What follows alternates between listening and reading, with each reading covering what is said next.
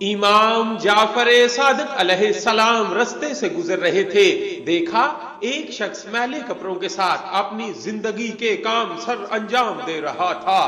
बस जैसे ही इमाम जाफर सादिक अलैहिस्सलाम ने देखा, आप करीब गए और फरमाने लगे, ऐ शख्स जो इंसान अपना लिबास मैला रखता है, उसको साफ करने की फिक्र नहीं करता, तो बरकत और रहमत के फरिश्ते उस इंसान से दूर दूर रहते हैं। याद रखना, जब भी दिन का सूरज उबरता है तो अल्लाह रहमत और बरकत के फरिश्ते इंसान की तरफ भेजता है कि वो उनके कामों में और चीजों में बरकत, रहमत और कामयाबी के असबाब पैदा करे।